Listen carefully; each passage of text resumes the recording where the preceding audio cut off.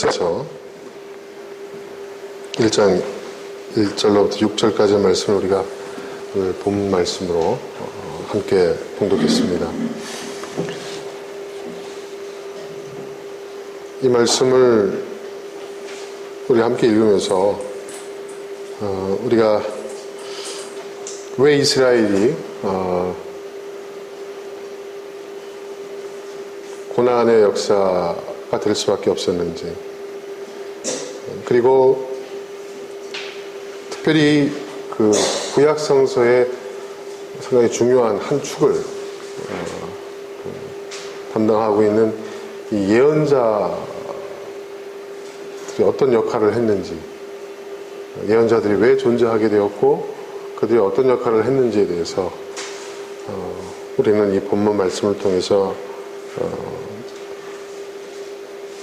알 수가 있습니다.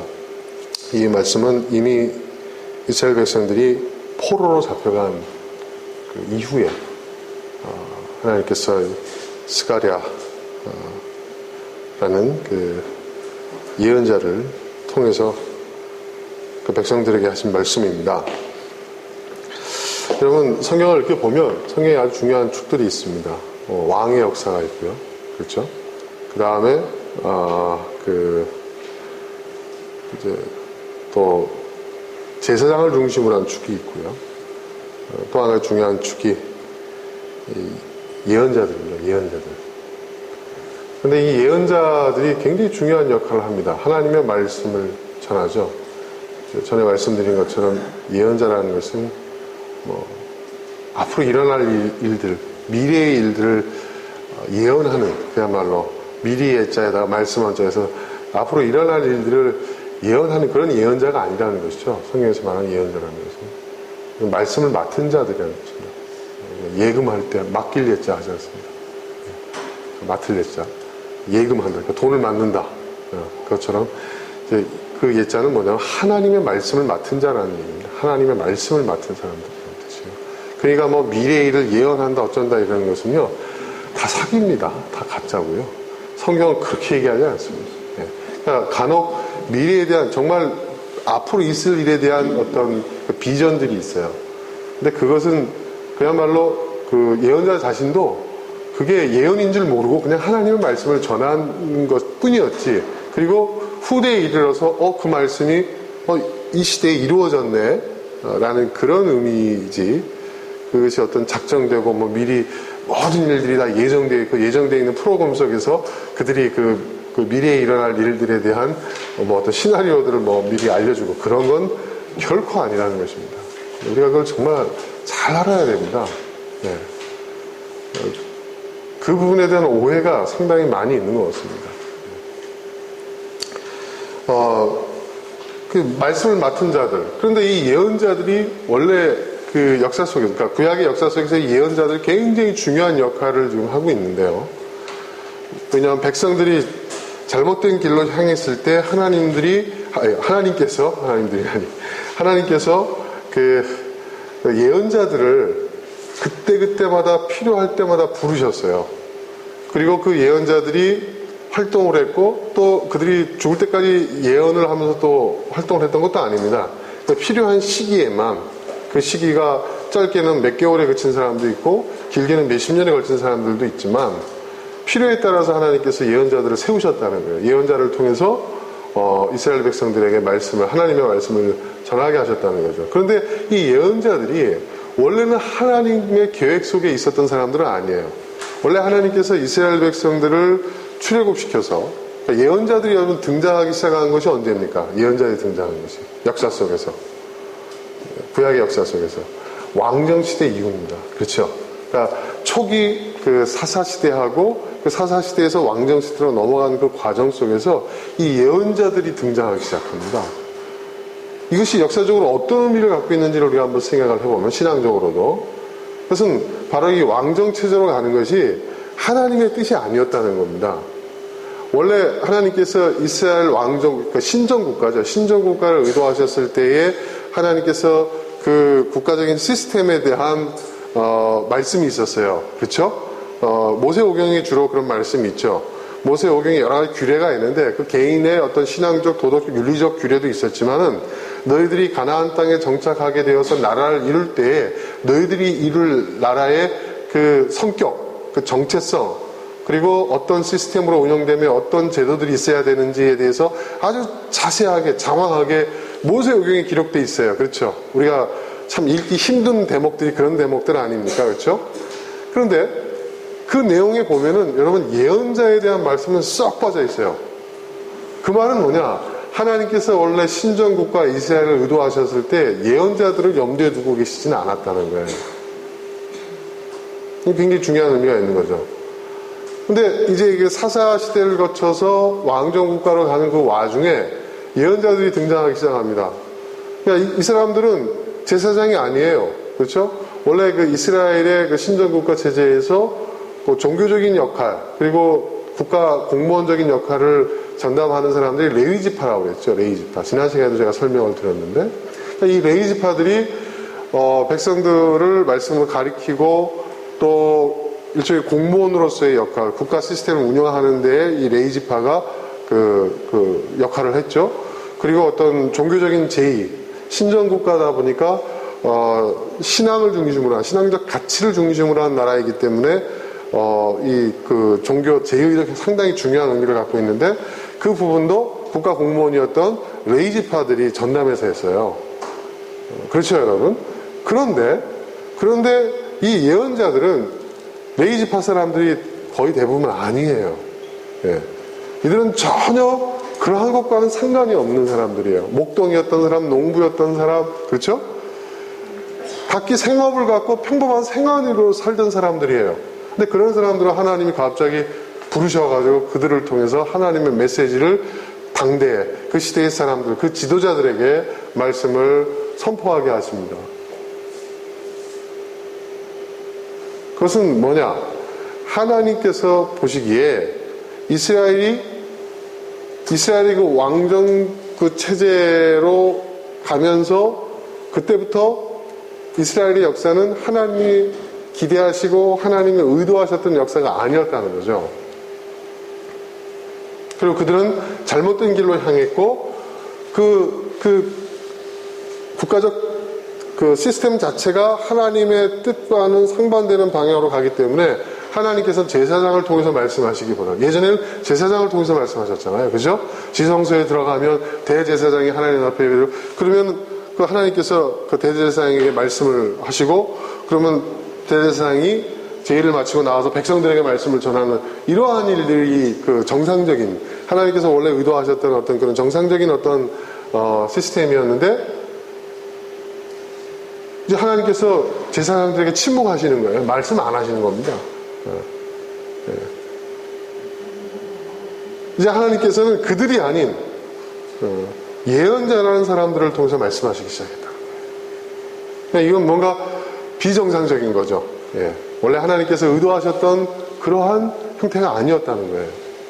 그 정도로 이스라엘의 그 국가적, 그 전체적인 그 사회 전체의 어떤 그 방향이 잘못된 곳으로 흐르기 때문에 그것을, 그 시스템 그 자체, 그 안에서는 도저히 해결 방안이 없기 때문에 그 시스템 밖에 있는 그 하나의 하나님께서 차선책으로서 선택한 것이 바로 이 예언자라는 사람들이라는 것이죠. 수많은 예언자들이 나옵니다. 여기 구약 성경에 보도 수많은 예언자들이 등장하지만 또 이 저술로 남기지 못한 몇 마디의 말, 몇 마디의 하나님의 말씀을 전한 예언자들도 있어요. 수많은 예언자들이 있는데 그 예언자들을 통해서 하나님께서 전하신 메시지의 핵심이 오늘 스가랴서에 나와 있는 이 말씀이에요. 그럼 돌아오라는 거예요. 어디로 돌아오라는 거냐. 그러니까 제가 언젠가 회개에 대해서도 말씀하죠. 회개는 여러분 우리가 죄를 뉘우치고 반성하고 용서를 구하는 것도 회개입니다. 그러나 진짜 회개의 본래의 의미는 있던 곳으로 돌아오는 거예요. 제자리로 돌아오는 거예요. 발걸음을 돌이킨다는 것은 제자리로 돌아온다는 거거든요. 그 제자리로 돌아온다는 것은 뭐냐? 하나님께서 본래 의도하셨던 그 자리, 그 자리, 그러니까 여러분 순종이라는 것, 충성이라는 것도 다른 게 아니고 자기 자리를 지키는 것이 순종이고 충성입니다. 돌아오라는 거예요. 예. 본래 하나님이 의도하셨던 그 하나님 백성, 하나님 나라의 그 가치, 그 정신, 그 신앙, 거기로 돌아오라는 거예요.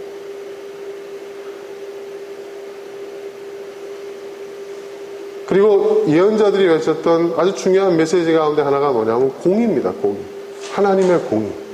하나님의 공의를 외쳤어요. 그리고 세 번째,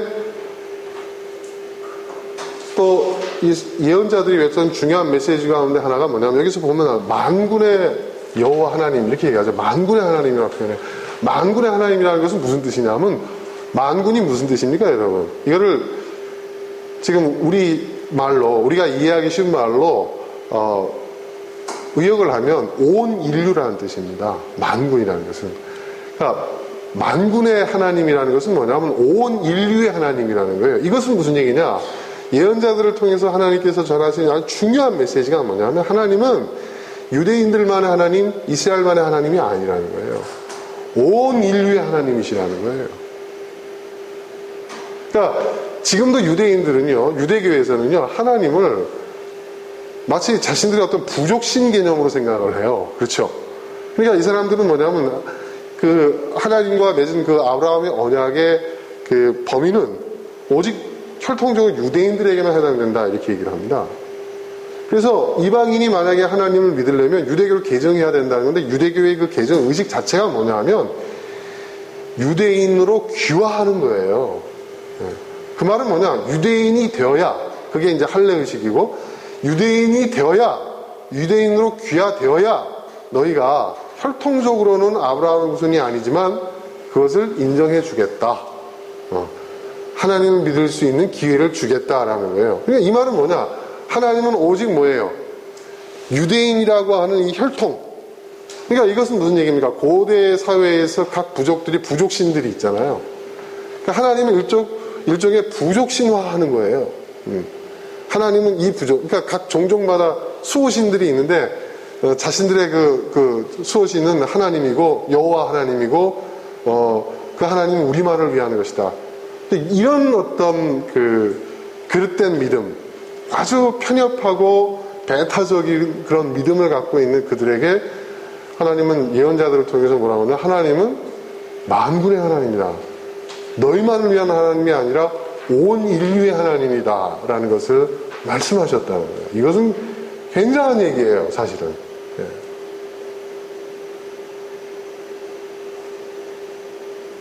그리고 예언자들을 통해서 하나님께서는 불의의 길로 계속 행하게 될 경우에는 반드시 그에 따른 심판이 있게 될 것이다. 그 심판이 역사의 심판이든 어떤 국제 정치 사회에서의 어떤 그런 역학관계에 의해서 발생하는 어떤 불이익이든 결국 그거는 전국적으로는 그것은 하나님의 심판이라는 것이죠. 하나님의 심판. 네. 불의에 대한 하나님의 심판을 선언하고 있어요. 네. 그것은 뭐냐? 하나님은 의의 편에 서 계시고 반드시 선은, 의는 승리한다라는 그러한 메시지죠. 네. 중요한 것은 살아남는 것, 잘 먹고 잘 사는 것, 이게 아니라는 거예요.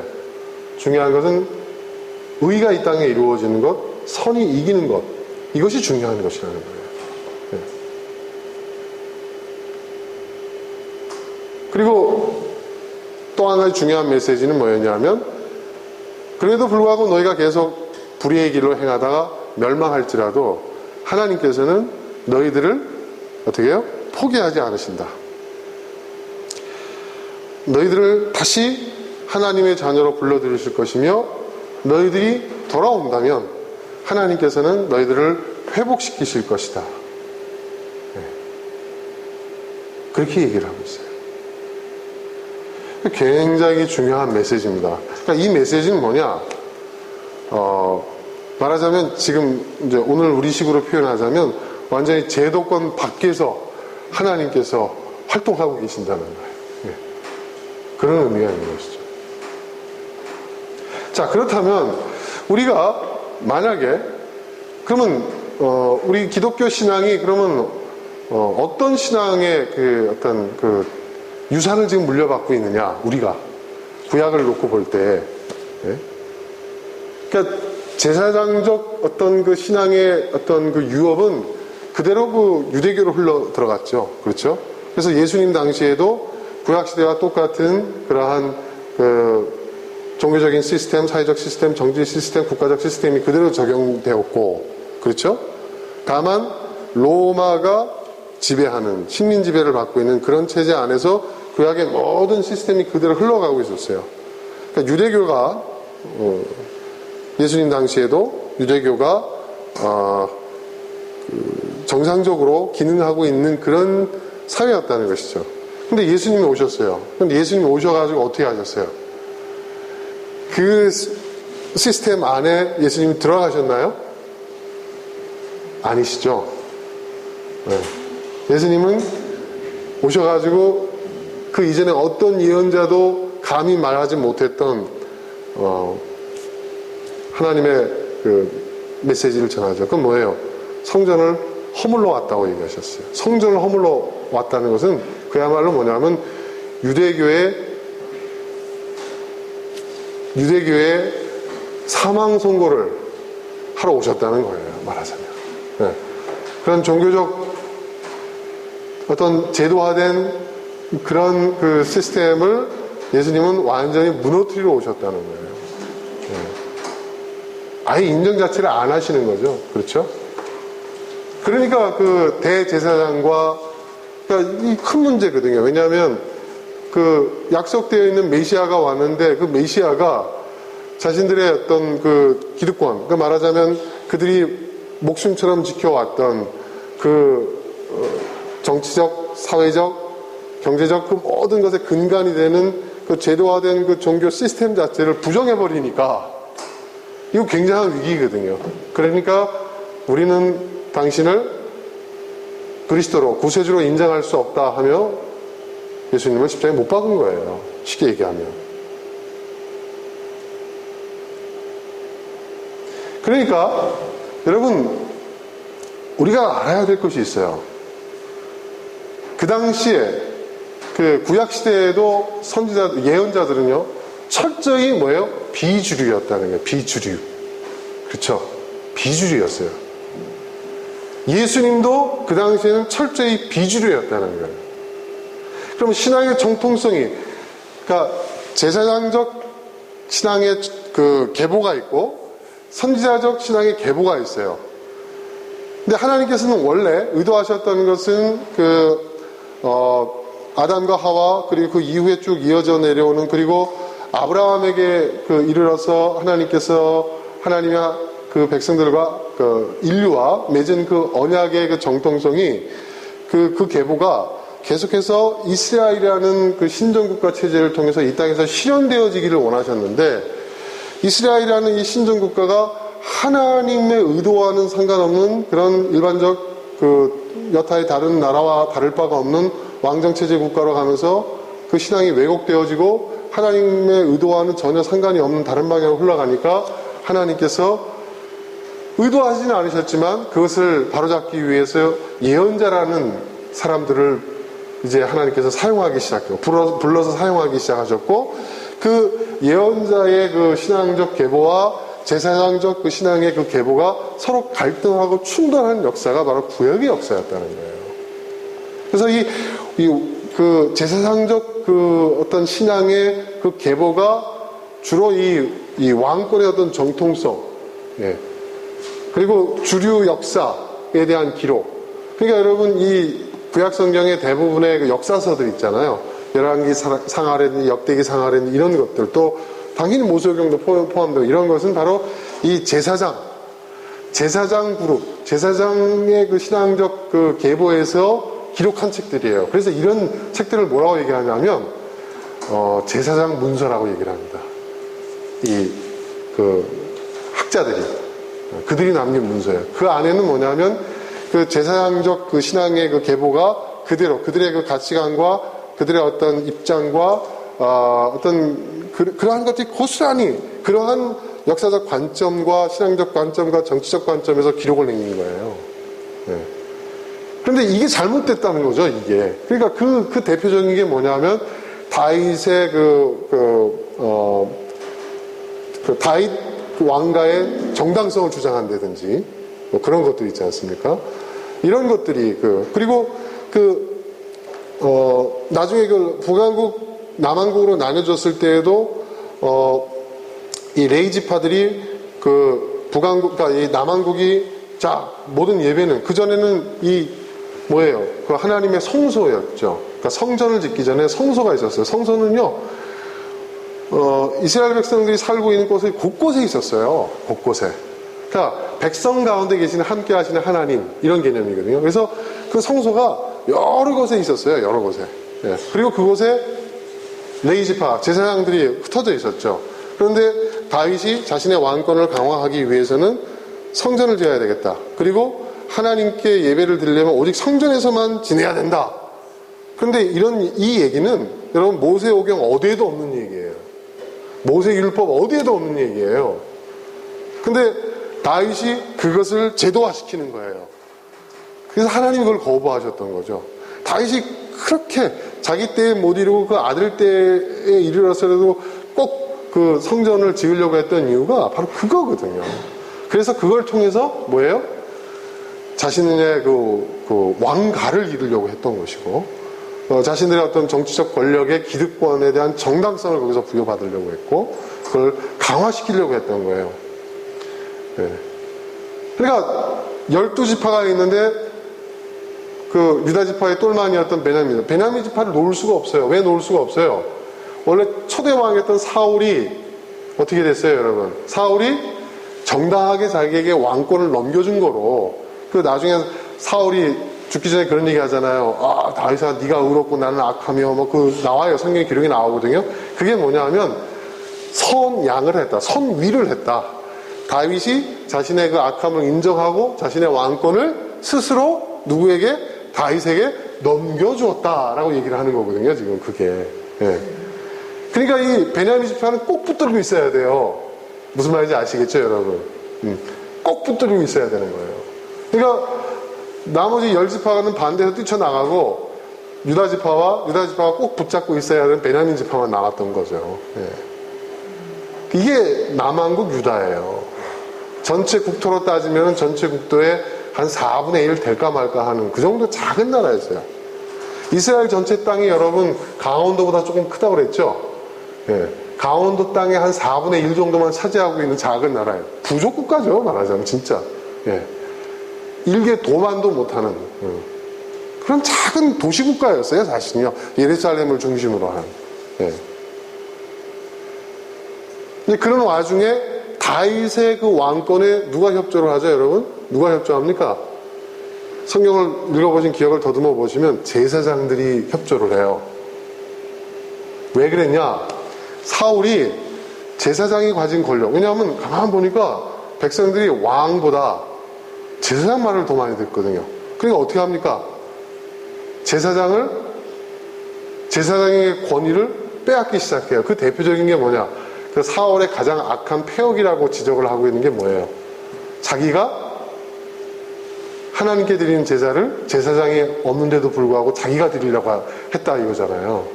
그건 뭐냐면 사울이 가만히 보니까 자신의 왕권을 강화시키려고 했는데 왕권을 강화시키려고 하면 저 제사장의 그걸 뺏어와야 되겠다고 생각한 거예요. 그래서 왕으로서 왕이 제사장도 겸하게 하려고 했던 거예요. 그러니까 거기에 레이지파들이 반발한 거예요. 네. 그래서 레이지파들, 제사장들이 집단적으로 다윗의 편에 쓰는 거예요. 무슨 말인지 아시겠죠? 근데 다윗은 뭐라고 하냐? 난 너희들의 권력을 뺏지 않겠어. 너희들의 자리를 난 관심 없어. 너희들은 너희들의 역할을 해. 다만 나라는 내가 통치한다. 그런 암묵적인 합의가 그 안에서 이루어진 거예요.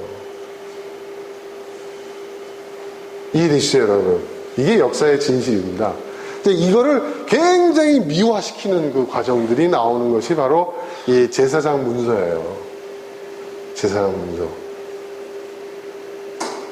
근데 우리는 그것이 항상 우린 보면 그게 주류가 남겨놓은 그 역사가 진실이라고 생각을 하는데 꼭 그렇지 않다는 거 우리 알고 있지 않습니까? 네. 그럼 어떤 사람이, 그러면 성경이 이게 다 그러면 그런 의도와 조작과 왜곡된 기록이라는 겁니까? 정직하게 말씀드릴까요? 맞습니다. 네, 맞습니다. 맞는데요. 더 중요한 게 있어요. 우리가 믿는 것은 성경의 기록, 문자를 믿는 게 아니에요. 그렇죠? 성경에 담겨져 있는, 뭘 믿는 거죠? 성경에 담겨져 있는 메시지, 그 교훈, 그 가르침을 믿는 거예요. 여러분, 만약에 우리가 성경을 문자적으로 배워야 된다고 한다면요, 여러분 어떻게 되어야 하는? 우리는 지금 다 히브리어로 성경을 봐야 됩니다. 지금 여러분 이슬람의 그 코란 경전이 다 아랍어로 돼 있잖아요. 그래서 제가 이슬람을 믿고 있는 세계 여러 나라를 가봐도요, 이 기도 시간이 있잖아요. 기도 시간이 되면요, 아랍어를 읽어요. 아랍어를. 그럼 이 사람들이, 야, 참 대단하다. 어떻게 인도네시아 사람들이 아랍어를 알지? 예? 왜? 아랍어는, 왜냐하면 코란은 신성하기 때문에, 코란을 문자적으로 믿기 때문에, 문자적으로 믿는다는 것은 특정 언어, 문자, 그렇게만 믿어야 된다는 얘기잖아요. 그죠? 그러니까 아랍어를 읽는 거예요. 그래서 제가 인도네시아 갔을 때 물어봤어요. 그럼 이렇게 시간 되면 막 경전 있는 시간 돼서 제가 거기에 있는 지도자들한테 물어봤어요. 당신은 이렇게 아랍어를 어떻게 하냐고 그랬더니 솔직히 모른대요, 자기들은. 그럼 막 열심히 읽던데, 스피커 시끄럽게 틀어놓고 읽던데 그게 뭐냐 그랬더니 그 밑에다가 다 자기네 발음으로 다 써놨다는 거예요, 그거를. 예. 그러니까 옛날에 우리가 팝송 배울 때 한글로, 레디비미, 레디비, 비틀즈에 그런 거 할 때, 한글로 가사 써놓잖아요. 그것처럼 자기네 언어로 다 써놨다는 거예요. 그러니 읽는다는 거예요. 무슨 의미인지 모르지만. 그냥 읽는 것만으로도 뭐예요? 그 언어 자체가 신의 언어고 거룩한 언어이기 때문에, 그게 어떤 힘을 갖는다. 영적인 힘을 갖는다. 이렇게 얘기를 해요. 우리가 문자적으로 성경을 믿는다면 우리도 그렇게 해야 돼요, 여러분. 근데 성경은 어떻게 됐습니까, 여러분? 다양한 언어로 번역이 되잖아요. 다양한 언어로 번역이 된다는 것은 뭘 의미하는 걸까요, 여러분? 뭘 의미하는 거예요? 성경은 뭐예요? 해석이 가능한 책이라는 거예요. 문자 그대로 믿는 게 아니라 이 문자가 어떤 의미인지 그 뜻을 구하고, 그리고 이 안에서 진실이 무엇인지 거짓이 무엇인지, 그리고 이 안에 담겨져 있는 이것이 잘못된 기록이고 왜곡된 기록이라 할지라도, 역사적 기록이라 할지라도 이 기록 속에 담겨져 있는 그 역사적 그 사건과 그 상황과 그 시대적 상황 속에서 담겨져 있는 하나님의 메시지는 무엇인지, 그것을 우리가 해석해서 읽을 수 있는 책이라는 거예요. 이게 굉장한 사건이에요, 여러분. 그러니까 여러분, 루터가 성경을 번역했다는 것은요, 그렇죠? 루터가 성경을 번역하기 전에는 성경이 다 어떻게 됐죠? 라틴어로 돼 있었어요. 라틴어를 모르는 사람은 성경을 읽을 수가 없는 거예요. 들어도 못 알아듣는 거예요. 네. 그런데 루터가 그걸 번역했다는 것은요, 바로 그걸 의미하는 거예요. 이게 대단한 사건이었거든요, 그게. 그런데, 그러니까 성경을 읽고 자기 언어로 읽을 수 있어요. 그럼 성경을 해석할 수 있어요. 해석한다는 게 뭐예요, 여러분? 해석한다는 게 자체가 뭐예요?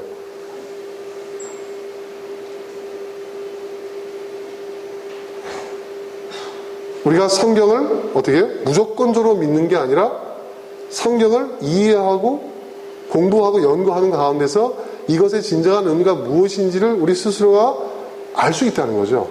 알 수 있도록 열려져 있다는 거죠. 그렇죠, 여러분? 그러니까 성경은요, 끊임없이 연구돼야 되는 책이에요. 끊임없이. 그리고 사실은요, 이 성경의 그 기록 가운데서 상당한 부분이 문서설이나 양식, 이런 그 신학적인 용어지만, 고문서 비평학, 또 이 문서설, 양식설, 이러한 성경에 대한 연구가 2000년 동안 이루어졌잖아요. 서양의 역사 속에서.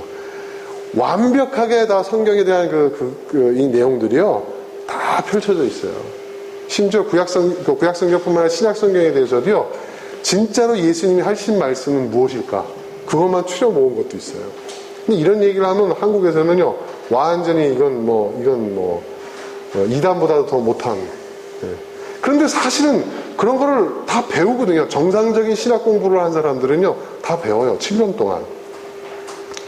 학부과정 4년, 대학원 과정 3년 동안 정상적으로 신학 공부를 7년 과정이거든요. 근데 우리나라에서 교육 편제가 7년이었기 때문에 학부에서 4년을 하게 하고, 그 다음에 4년 동안 개론 과정을 다 마치고 난 다음에 3년 동안 뭐냐 하면 심화 과정으로 들어간단 말이에요. 이게 독일식 편제예요.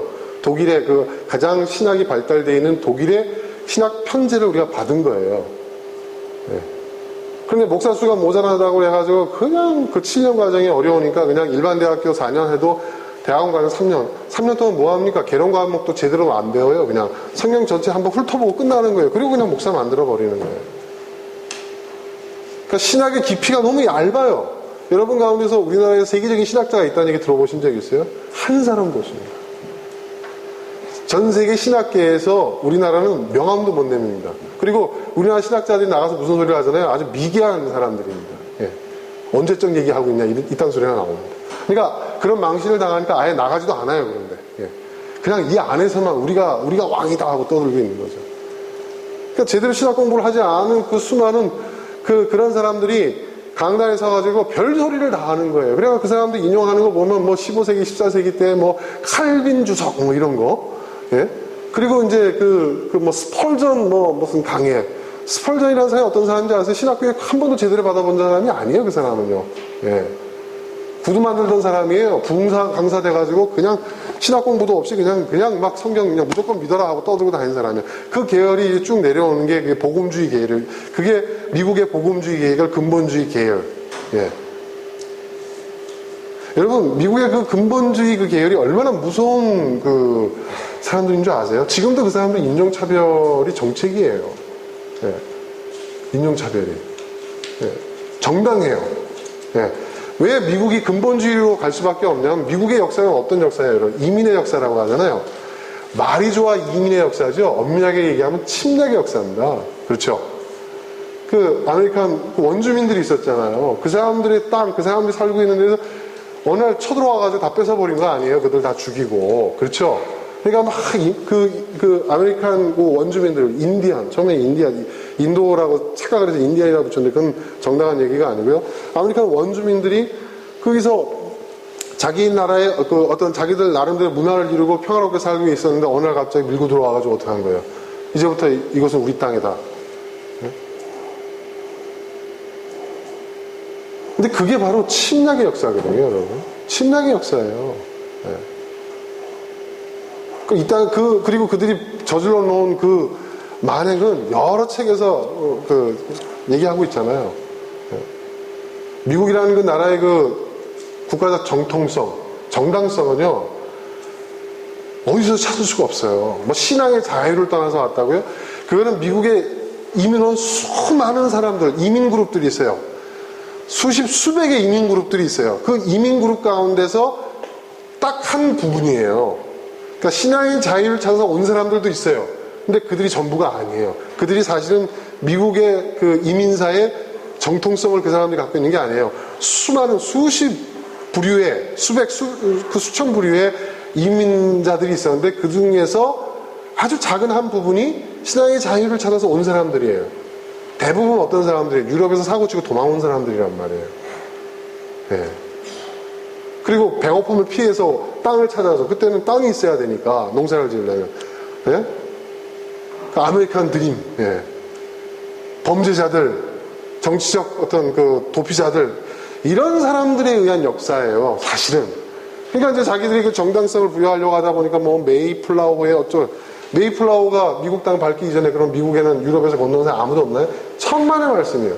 벌써 한 세기 전부터 그 메이플라워가 미국 땅에 오기 전에 거의 100년 가까이 전부터 유럽에서 아메리칸 데리고 오는 사람들이 있었어요. 이미. 그럼 뭐예요, 그건?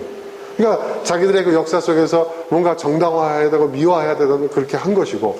자, 그렇게 했는데, 그럼 좋아. 니네들이 신앙의 자유를 찾아서 그 이유 때문에 왔다고 치자. 그러면 왜 그 땅에 살고 있는 사람들의 땅을 너희들이 무력으로 빼앗고, 그 사람을 쫓아내고 남의 땅을, 남의 나라를 니들이 빼앗은 거 아니야? 그렇게 얘기하잖아요. 그 정당성을 뭐라고 얘기해야 될까요? 그러니까 이 사람들이 근본주의를 내세울 수밖에 없는 거예요. 근본주의. 그 근본주의가 뭐냐? 신앙적 제국주의죠. 하나님이 우리를 통해서 이 사람들을 선교하게 하셨고, 예. 이 미개하고 야만인들, 이 사람들을, 말하자면 기독교인으로 개종시키는, 예. 그 정당성을 이제 거기서 얘기하기 시작하는 거예요. 그렇게. 정당하다. 그러니까, 복음주의라는 것, 선교라는 이것이 여러분, 다 그게 그 침략자들, 제국주의자들의 면피의 그 아주 대표적인 레파토리예요. 근데 우리는 그걸 진실로 믿고 있는 거죠. 예. 그리고 그런 복음주의의 어떤 그 정통성을 이어받고 있다. 천만의 말씀. 그러니까 결국 뭐예요? 하나님이 우리를 선택하셨고, 선택받은 우리가 미개한 저들에게 복음을 전해서 저들을 하나님의 백성이 될 수 있는 기회를 주게 하신 것이다. 이게 지금 근본주의자들이 얘기하는 거예요. 그리고 지금도 그들은 뭐예요? 인종차별을 정당화해요.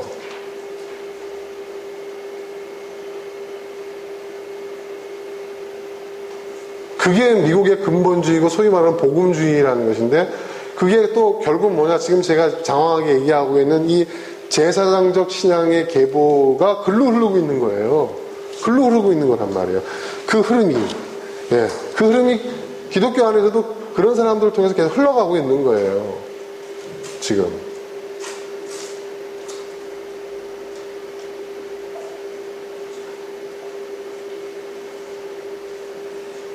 한국교회도 그 복음주의의 그 자랑스러운 어떤 그 선교의 역사와 어떤 그런 복음의 역사를 우리가 이어받았다. 우리는 복음주의자다. 이러고 다니잖아요. 세계 교회에서 웃음거리가 되고 있습니다. 그러니까 얼마 전에 작년인가요? 그 WCC, 예. 세계 그 교회, 총연합회, 그 축제가 있었잖아요. 우리나라에, 부산에서 있었죠. 여러분, 그게 얼마나 큰 행사인 줄 아십니까? 그게 사실요, 여러분, 유엔보다 더 많은 나라가 가입돼 있고요. 거기서 어떤 정책을 결정하고 의결을 하잖아요. 유엔도 그걸 존중해줘요. 그리고 세계 평화에 굉장히 막대히 큰 기여를 하고 영향력을 행사하는 그런 기구 행사인데, 그 행사가 우리나라에 유치가 됐어요. 우리나라에서 그걸 하는데요. 복음주의 진영에 있는 사람들이 소위 복음주의의 어떤 후계자라고 자처하고 있는 일부 교단과 그런 한기총 이런 데서 뭐라고 했어요?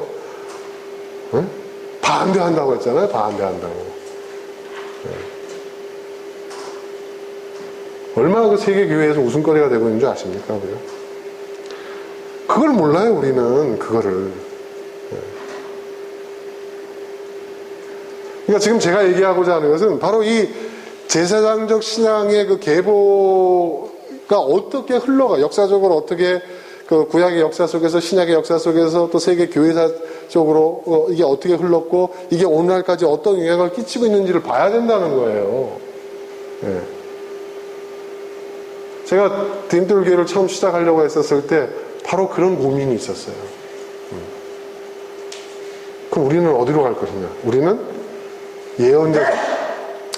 예언자적 신앙의 계보를 잇는 자들이 돼야 되겠다. 그래서 제일 먼저 한 게 제도권 밖으로 뛰쳐나온 겁니다. 그래서 목사로서 여러분 제도권 밖으로 뛰쳐나온다는 건요, 쉽지 않은 일이에요. 제가 신학 공부를 10년 넘게 했거든요. 제가 갖고 있는 기득권들이 있는데 그걸 다 내려놓은 거예요. 제 나름대로. 네. 여러분들도 마찬가지죠. 우리 성도님들도 마찬가지예요. 네. 이상한 교회 다닌다는 소리 많이 듣잖아요, 여러분. 근데 이상한 교회가 아니에요. 사실은 우리가 맞는 거예요. 그런 자부심이 여러분에게 있어야 될 줄 믿습니다. 우리는 뭐예요? 우리는 예언자의 신앙의 그 계보를 이어가고 있는 사람들이에요. 예언자들의 후손이에요. 우리가 그 후계자들이에요. 그 신앙의 유업을 상속받은 사람들이에요, 우리는. 너무나도 자랑스러운 역사고, 거기에 우리가 속해 있다는 그 자체만으로도 여러분, 우리는 자부심을 가져야 돼요. 그리고 사명감을 가져야 되는 거예요. 예언자적 삶, 예언자적 신앙. 저는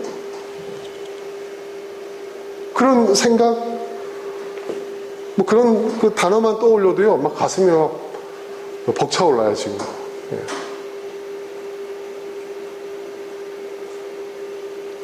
우리가 바로 그 계보를 잇는 사람들입니다. 우리가 바로.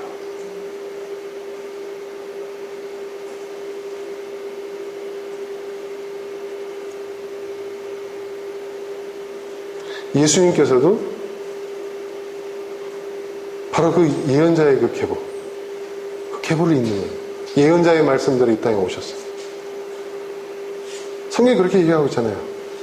예언에 나오기를 하면서 뭐 쭉 그 예언됐고 그 예언대로 이 땅에 오셨다 이거죠. 그 말은 무슨 얘기냐? 야, 신기하게도 하나님께서 예전에 예언자라는 사람들이 미래에 일어날 일들을 예언을 했는데 그 말씀대로 그대로 이루어졌다. 신기하지? 대단하지? 하나님 전능하신 분이야? 하나님 믿어? 이게 아니라는 얘기예요. 예언자의 말도 이 땅에 오셨다는 건 뭐냐면 예수님은 예언자적 신앙의 계보를 타고 오셨다는 거예요. 바로 그 계보가 예언자적 신앙의 그 계보가 누구에게로 이어지냐? 바로 예수님에게로 이어진다는 거예요. 예수님은 제사장적 신앙의 계보를 잇는 사람이 아니라는 거예요. 그리고 실제로 그분께서 오셔서 하신 일이 바로 그러한 일들을 하셨죠. 그러니까 예수님은 제도적 종교를 깨트려버리신 분이란 말이에요. 이거 굉장히 중요한 겁니다. 그래서 이게 지금 그 이후에 이제 예수님께서 부활승천하시고 난 다음에 초대교회가 생기고 난 다음에 이 초대교회 안에서 이제 갈등이 빚어져요. 논란이 빚어져요. 어떤 논란인 줄 아세요? 그건 뭐냐? 바로 그거예요. 아까 제가 얘기했던 것처럼 자, 이방인들은 어떻게 할 것이냐. 근데 그 사도행전의 그 사건이 왜 중요하냐면 처음에 초기 그 크리스찬들은요 다 유대인들이었잖아요. 그렇죠, 여러분? 그렇지 않습니까? 예수님의 12제자라든지 다 유대인들이었죠. 그래서 이 사람들이 또 착각한 게 있어요. 뭐냐? 그 예언자적 신앙의 계보를 잇는 것도 우리들만이구나. 이렇게 생각을 했던 거죠. 근데 사도행전의 그 사건이 왜 중요하냐면 바로 그 사도행전이 그게 아니라는 것을 깨트리고 있거든요. 이방인들이 막 하나님을 믿어요. 예수님을 믿어요. 그렇죠? 그런 사건이 나오거든요. 자, 처음에 하나님께서 그 12제자를 부르셔가지고 복음을 전하라. 이 복음이라는 건 뭐예요? 제도적 종교의 그 틀에 갇혀져 있었던 하나님의 뜻을, 하나님의 진리를, 이 세상을 향하신 하나님의 계획을, 또 하나님께서 진정 이 세상을 향하여서 어떤 계획을 갖고 계시며 어떤 기대를 갖고 계시며 어떤 일을 이루고자 하시는지, 그리고 하나님이 만군의 하나님, 온 인류의 하나님이라는 것을 전하라는 거였거든요. 그런데 이 사람들이 어떻게 했어요? 예루살렘에 머물러 있었어요. 그렇죠? 예루살렘에서 머물러 있었어요. 자기들끼리 너무 좋은 거야. 그냥 그거로 그냥 만족, 해피해. 찬송하고 기도하고 예수님 부활하셨네. 땅 끝까지 이르러 내 증인이 되리라고 했는데 그들은 그렇게 안 하는 거예요. 네. 그러니까 하나님께서 어떻게 했어요? 예루살렘 교회에 그냥 핍박을, 교회를 깨트려 버리셨잖아요. 핍박을 받기 위해서. 그래서 흩어지게 하셨죠. 그래서 이 사람들이 이방 세계로 도망가요. 하면서 복음이 전해지기 시작하잖아요. 근데 그럴 때 고민이 생기기 시작하는 거예요. 이 사람들은 유대인이 아닌데. 그러니까 뼛속부터 그 유대교적 전통에서 태어날 때부터 자라온 그 사도들도 그 한계에서 벗어나지를 못하는 거예요. 벗어나지를. 네. 그러니까 하나님께서 결국 누구를 선택하시죠? 그래서 누구를 선택합니까? 바울을 선택하시는 거예요. 이방의 사도로 그를 부르셨잖아요. 이방의 사도. 그래서 바울은 이방 땅을 향해서, 그리고 예수님의 그 지키제자들은 유대 땅. 딱 서로 구분을 나누잖아요. 그죠? 근데 바울을 괴롭혔던 그 사람들이 누구예요, 주로? 그 정통 유대교 바리새인들도 바울을 괴롭혔지만 초대교회 안에서도 그 유대교의 전통을 주장하는 초대교인들도 바울을 이단이라고 괴롭혔어요. 그들이 주장한 게 뭐였어요? 할례를 받아야 된다. 똑같은 거죠. 이방인이 예수님 믿으려면 어떻게 해야 되느냐? 유대교에 입교하는 것처럼 너희들이 먼저 유대화 돼야 된다. 할례를 받아야 된다고 얘기해요. 그래서 디모데가, 그 바울이 자신의 아들로 세웠던 디모데가 이방 사람이었잖아요. 근데 그 사람을 과연 그 정통성을 인정하느냐 마느냐 이거에서 됐던 것이 뭐예요? 할례를 받아라. 그러니까 한 논란이 있으니까 나중에 바울이 디모데에게 뭐라고 얘기합니까? 무의미하지만 할례나 할례를 받던 무할례자나 할례자나 그거 나오잖아요. 무의미하지만 네가 논란이 없고 교회에서 리더십을 발휘하려면 할례를 받는 게 좋겠다. 이렇게 권하잖아요. 그러니까 그런 갈등이 있었던 거예요. 네, 그런 갈등이. 그러니까 예수님께서는 바로 그러한 것들을 그 틀을 다 깨버리시고 새로운 신앙, 하나님께서 본래 의도하셨던 것들을 회복시키려고 하셨지만은 이 안에서도조차 그게 없어지지 않았다는 거예요. 예수님이 부활 승천하시고 난 이후에도 그런 일들이, 그런 갈등들이 계속 되었었던 것이고, 그 사람들은 결국 뭐예요? 계속 제사장적 어떤 신앙의 전통에 헤어나오질 못한 거죠. 거기에 계속 물려 있었던 거죠. 네. 그리고 이 사람들이 그런 전통이 나중에 그러니까 기독교가 로마에 국교화되면서 국교화된다는 것 자체가 뭐예요? 제도화된다는 거잖아요. 네. 그래서 제사장적 신앙의 정통이 그냥 부서져 버린 거예요. 이게 또 그냥 역사의 주류가 되어버린 거죠. 그러니까 여러분, 그 천년의 그 역사 속에서 종교개혁자들이 뛰쳐나왔는데, 종교개혁자들은 뭐예요? 바로 선지자적 신앙의 계승자들이었다는 거죠.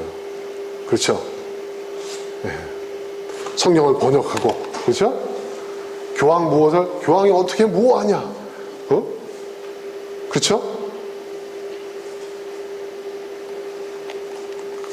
근데 종교개혁이 일어나도 그 안에 또 교권주의자들이 또 생기고, 그냥 그런 악순환이 계속되고 있는 거예요. 계속되고 있는 거예요. 자, 그렇다면 우리는 어떤 신앙의 계보를 택하는 게 맞냐? 우리는 예수님을 따르는 자들인데, 그럼 예수님은 어떤 계보를 이어가셨나? 바로 선지자적 신앙.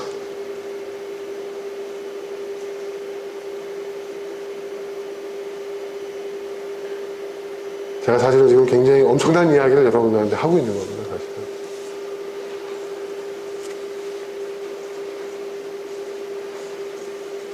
그러니까 우리는 뭐예요? 하나님이 예전에는 왕에게 하나님의 말씀을 맡겼고, 네. 그건 뭐냐? 하나님의 뜻이 왕을 통해서 이루어지고, 또 제사장들을 통해서 제사장들에게 말씀을 맡기셨어요. 그렇죠? 네. 또 사사들에게 말씀을 맡기고, 그러니까 말씀을 맡았다는 건 뭐냐면 하나님의 뜻이 그들을 통해서 이루어진다는 거예요. 그러니까 그들은 뭐예요? 하나님의 말씀을 맡은 자로서 하나님의 뜻을 실천하면서 사는 사람들이 돼야 된다. 그런데 제가 지금까지 설명한 것처럼 왕도 이제는 아니고 제사장도 아니고, 그렇죠? 그러니까 하나님께서 전혀 상관없는 별개의 사람들을 하나님이 예언자로 선택하셔서 그들에게 하나님의 말씀을 맡기셨다는 거예요. 이제 너희가 해야 한다는 거예요. 그들은 귀족도 아니고 성직자도 아니고 일반 평범한 시민들이었어요. 농부였고 목자였고, 그렇죠? 노동자였고.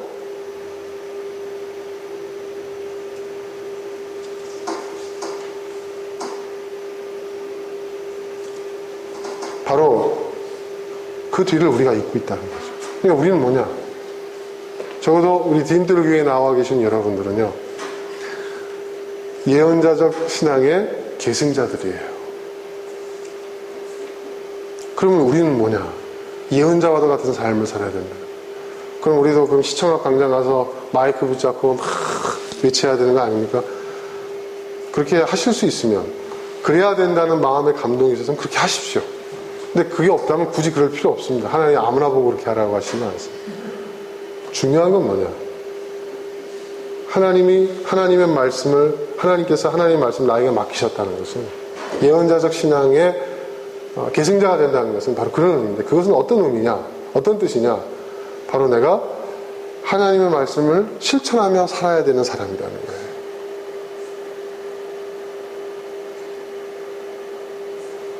그 말씀을 나의 삶 속에서 실천하며 그 뜻을 이뤄가는 삶을 살아야 된다는 거예요. 그러니까 우리에게 중요한 것은, 그러니까 여러분 보세요. 그 제사장적 문서가, 그러니까 제사장 문서라고 하죠. 그걸 제2문서라고 해요. 제사장 문서가 보면은 어떤 종교적 의례나 규례, 뭐 어떤 뭐 이런 것들을 굉장히 강조하고 있어요. 종교 생활 자체를. 네. 모세 율법이 가장 대표적인 제사장 문서라고 얘기하는데 굉장히 뭐 그런 것들을 철저히 지켜야 되고 그게 우선이에요. 근데 보세요. 예언자들은 뭐라고 얘기하죠? 그건 아무런 의미가 없다고 얘기하잖아요. 그렇죠? 예언자를 통해서 하나님 말씀하시는 건 뭐예요? 그런 짓이 가증스러우니 누가 성전문을 닫아버렸으면 좋겠다. 저것들이 좀 제사 지내는 것 좀 그 꼴 좀 안 보게. 지난 시간에 지금 우리가 살펴봤잖아요. 그죠? 그런 건 하나도 의미가 없는 거라는 거예요. 네. 그 정신이 담겨져 있지 않으면 그 의식 그 자체는 아무것도 아닌 거라는 거죠. 근데 정신은 사라져버렸다는 거예요.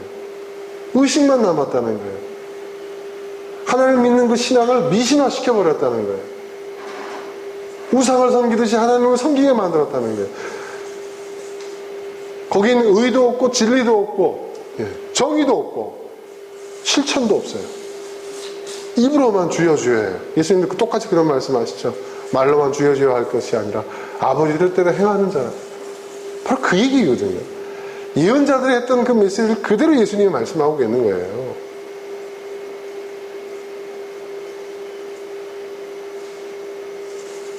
바로 우리가 그 계승자들이야. 그러니까 우리는 그것을 실천하는 사람이잖아요. 나의 삶 속에서 내 나름대로 하나님께서 나에게 주신 그 감동을 쫓아서 그리고 허락해 주신 그 범위 안에서 나는 나에게 맡겨주신 그 말씀을 전하고 전한다는 것은요 여러분 입으로 전한다는 것만 끝나는 게 아니라 가장 크게 하나님의 말씀을 전하는 것은요 실천이에요. 그러니까 여러분 예언자의 삶을 보세요. 그들은요 온몸으로 하나님의 말씀을 실천하는 삶이라고 했어요. 예레미야, 호세아 그냥 보세요. 성경 그들의 삶 자체가 뭐예요? 하나님의 말씀을 전하는 삶이었다는 거예요.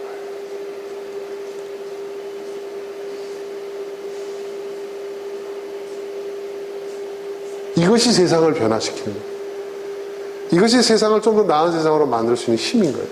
그리고 바로 그들이 하나님의 진정한 백성들이고 하나님의 자녀라는 거죠. 여러분, 하나님은요, 교회 다니는 사람만의 하나님이 아닙니다. 하나님 만군의 하나님, 온 인류의 하나님이에요. 여러분 믿습니까? 이건 엄청난 얘기예요, 여러분. 이거는요, 교회 다니고 안 다니고의 문제가 아니라는 거예요. 예? 교회를 다니든 안 다니든 상관없어요. 하나님은요, 모든 사람이 하나님이라는 거예요. 이 말을 바꿔 말하면 뭐냐면, 모든 사람이 다 하나님의 사랑의 대상, 화해의 대상, 용서의 대상, 예? 은혜의 대상.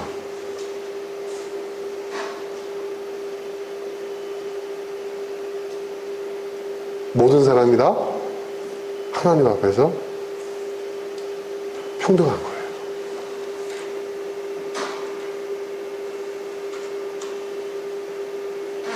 저 사람 불교 믿는데요? 저 사람은 저 기독교 적대적인 이슬람을 믿는데요? 상관없습니다.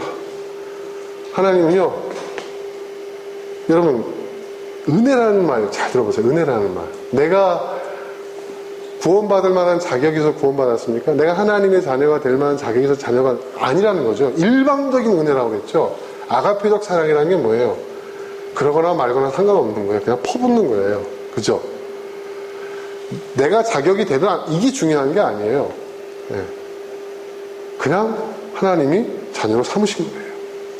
이게 은혜 아닙니까? 그렇죠? 근데 그 은혜를 부정하는, 유대교는 그걸 부정하잖아요. 그래, 그런 은혜가 있는데 그거는 혈통을 통해서만이야. 혈통을 통해서만.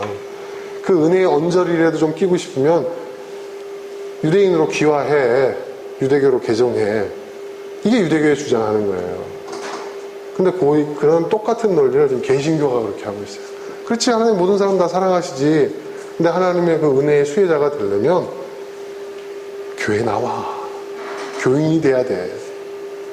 뭐가 다릅니까, 여러분, 논리상?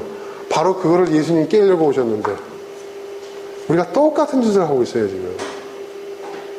이 시대에 선지자가 있다면 있겠죠. 여러분들도 선지자입니다, 사실은. 예언자입니다, 여러분. 진짜 하나님이 부르셔서 세우셔서 하나님의 스피커 역할을 하고 있는 예언자가 있다면 이런 현실을 어떻게 비판할까요? 똑같은 짓들을 하고 있구나, 너희들이. 그러니까 지금 보세요. 스가랴서에 나온 얘기. 그 예언자들을 통해서, 수많은 예언자를 통해서 그토록 그 스피커 돌리듯이 녹음 테이프 돌려 똑같은 이야기를 했는데 결국 너희들은 계속 반복했다는 거예요. 그래서 다 망하고 말았다는 거예요. 너희 조상들 다 죽지 않았냐? 더 멸망하고 말하지 않았느냐? 그런데 너희들이 여전히 그런 짓을 할 것이냐?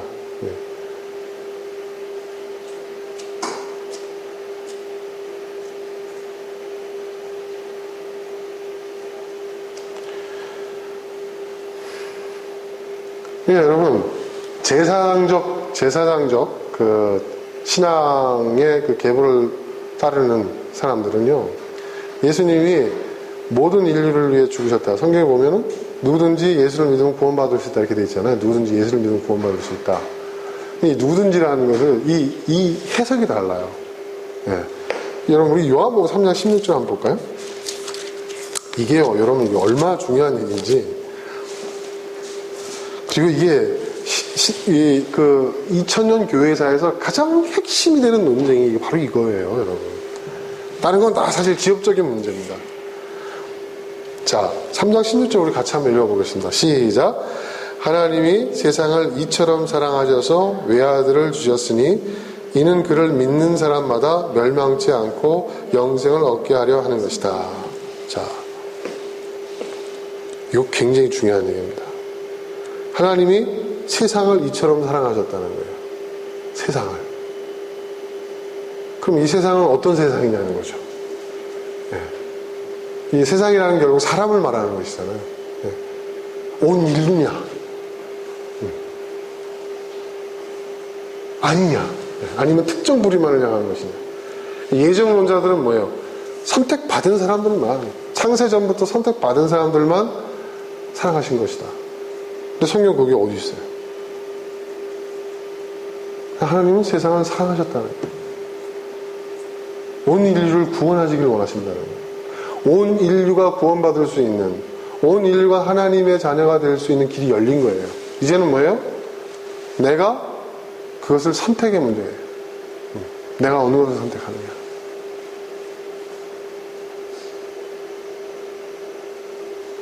이는 그를 믿는 사람마다, 그러니까 믿는 사람마다 이렇게 번역되어 있는데, 이 믿는 사람이라는 것은, 예? 누구에게나 믿을 수 있는 그 기회와 문이 열렸다는 거거든요. 그렇죠? 그렇죠, 여러분? 누구든지 믿는 사람마다, 이 믿는다는 게 뭐예요? 믿는다는 게 내가 믿는 거죠? 내가 믿는 거예요. 그러니까 믿는 사람이라면 누구든지라는 얘기예요. 그렇죠? 온 인류를 향한 보편적 사랑이라는 것이죠. 그러니까 여러분, 그 사람이 그 또 믿는 믿음이라는 것에 대해서도 제가 여러 가지 얘기했죠. 믿음이라는 것도 우리는 어떻게 해요?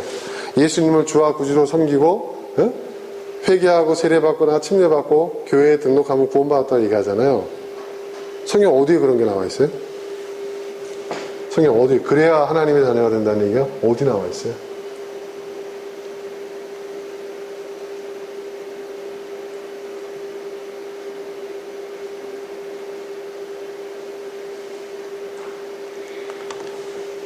없어요. 그런 말씀 없어요. 유대교의 입교 의식을 그대로 본딴 거예요, 기독교가.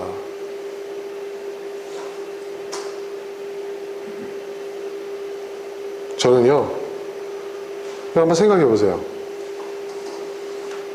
자, 이 한국 땅에 복음이 언제 전해졌죠, 여러분? 언제 전해졌어요? 19세기 말, 그렇죠? 19세기 말에 전해졌어요. 그러면 그 사람들에게 그렇게 문자적으로 성경을 믿는 사람들, 사실 문자적으로 정확하게 해석하는 것도 아닌데, 그러니까 그들이 주장하는 것처럼 꼭 주와 구주로 입으로 시인하고 성경 어디에 나와 있기 때문에 인정하는데 그게 과연 그런 의미일까요? 그건 나중에 얘기하기로 하고요. 예? 주와 구주로 입으로 시인하고 그리고 세례나 침례를 받고 교회에 입교를 해야 구원을 받는다고 한다면 복음이 들어오기 전에, 교회가 세워지기 전에, 이 땅에 세워지기 전에 있었던 사람들은 다 어떻게 돼야 되죠? 여러분 그런 의문 가져보신 적 있죠? 그런 거 한 번씩 질문해 보셨을 거예요. 교회에서 뭐라고 대답을 하죠? 어떤 대답을 들어보셨어요? 대놓고 이렇게 얘기하는 사람도 있어요. 그들에게 하나님을 믿는 것이 허락되어지지 않았다. 예정론이죠. 그죠? 예정론. 하나님이 그렇게 정하셨기 때문에 어쩔 수가 없다. 우리는 그것에 대해서 의심을 갖고 시험에 들기보다는 그나마 하나님께서 우리를 선택해 주셔서 우리가 예수를 믿을 수 있는 그러한 그 은혜를 베풀어 주신 것에 대해서 감사해야 된다. 대부분 다 그런 식으로 대답을 했을 거예요. 그렇죠? 근데 칼빈이 말한 예정론은요, 그런 의도가 아니었어요, 사실은. 네. 교권주의자들이 그렇게 얘기하는 거죠. 성경은요, 여러분 보세요. 성경에 보면, 다니엘 시대 때의 포로기 시대 때에 이스라엘 백성을 다시 고향 땅으로 돌려보내는 그 페르시아 왕이 거론이 돼요. 그때 뭐라고 얘기하냐면 하나님께서 나의 종 다리우스라고 해요. 나의 종. 네. 나와요. 성경 읽어보세요. 네. 나의 종이라고 얘기해요. 근데 그 사람은 다른 종교를 믿고 있는 사람이에요. 네. 이해되십니까, 여러분? 그러면 구약 역사에서 북이스라엘 여러 가지 악한 왕들이 있어요. 그 사람들이 하나님을 믿었던 사람들이에요. 근데 그 사람들은 뭐예요? 하나님께서 악한 왕이에요. 무엇을 믿느냐는 것은 중요하지 않아요. 누가 선의 편에 서 있고 의의 편에 서 있고 진리의 편에 서 있고 하나님의 편에 서 있는가. 이것이 종교적으로 내가 하나님의 편에 서 있다는 것을 의식하든 의식하지 않든 이건 중요한 게 아니야. 네. 하나님의 뜻에 부합하게 행동하고 하나님의 뜻에 부합하게 사는 사람은 다 하나님의 백성이라는 거예요. 이게 성경이에요. 이게 바로 만군의 하나님, 온 인류의 하나님. 하나님이 세상을 이처럼 사랑하사 그를 믿는 사람마다 누구든지 어떤 사람이라 할지라도 멸망치 않고. 믿음이라는 게 뭡니까? 믿음은 단순히 종교적 의식에 참가하는 게 믿음이 아니라는 것이죠. 그건 이제 여러분 아실 거예요. 적어도 우리 디딤돌교회 교인이라고 한다면 이제는 그 정도는 되셨을 거예요. 믿는다는 것은요, 하나님의 뜻에 부합하는 삶을 사는 거예요. 하나님의 뜻에 부합하는 삶을 살면 저는요, 그 사람 하나님 믿는 사람입니다.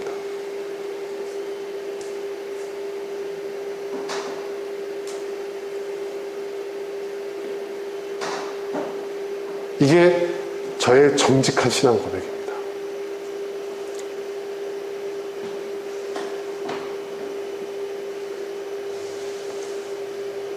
그러니 여러분, 우리의 관심은요, 누가 하나님의 선택을 받아서 구원받았는지 안 받았는지 이게 아니에요. 우리의 관심은요, 예언자적 신앙의 계승자로서 중요한 것은 나에게 주어져 있는 하나님의 말씀, 하나님 나에게 맡기신 그 말씀대로 나는 얼마나 그 말씀에 부합하는 삶을 사느냐, 그 말씀을 나의 삶 속에서 실천하느냐, 오로지 이것이 관심이어야 됩니다. 그리고 그런 삶을 살 때 저는 그게 바로 예수의 길을 걷는 것이라고 생각합니다.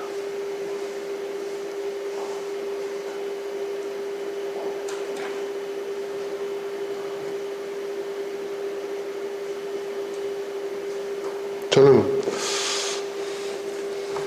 참 감사해요. 네. 그래도 참 아둔하지만은 그래도 이걸 깨달을 수 있게 해주셨고, 또 깨달은 것을 확인시켜 주셨고, 또 그것을 실천할 수 있는, 뛰쳐나와서 이렇게 살 수 있는 그런 용기를 주셔서 저는 감사합니다. 그리고 다른 것을 놓고 생각하면 후회할 일이 정말 많지만 제가 아무리 생각해도 후회하지 않아도 될, 아니 제 인생에 있어서 몇 안 되는, 야 정말 이건 참 잘했어 라고 생각하는 것이 바로 이러한 결단이었다는 거죠. 저의 이러한 개인적인 결단.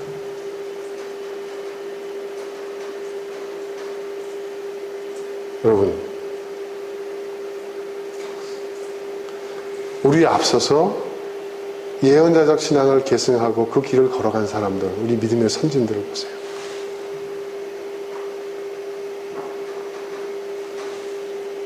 저와 여러분이 이제 그 뒤를 잇고 있고, 또 우리가 이것을 다음 세대에 계승시켜야 합니다. 그러한 중요한 역사적인 사명이 우리에게 있다는 사실. 그러니까 여러분, 디딤돌교회가 이거 몇 명 모이지도 않고 이거 이 교회야? 이게 뭐 신앙공동체야? 이런 생각 들 때도 있겠죠, 여러분. 또 남들이 볼 때 이상한 교회 다닌다는 생각할 수도 있겠죠. 그러나 여러분, 우리 이 공동체 안에 담겨져 있는 그 가치, 이 정신은요, 이렇게 놀라운 것입니다. 이렇게 중요한 것입니다. 이토록 중요한 그러한 그 사명이, 이러한 어떤 역사적인 어떤 그러한 그 정통성이 저와 여러분에게 이렇게 관통해서 흐르고 있다는 그 사실을 아신다면, 여러분, 우린 감사할 수 있고요. 그리고 또 막중한 책임감을 느끼면서, 사명감을 느끼면서 우리에게 주어진 삶을 하루하루 하나님의 말씀에 부합하게, 나에게 맡겨진 하나님의 말씀에 부합한 삶을 살아낼 수 있으리라고 저는 믿습니다. 그런 저와 여러분 모두가 될 수 있기를 주님으로 축원합니다. 자, 이 시간 우리 함께 기도하겠습니다. 오늘 나눌 말씀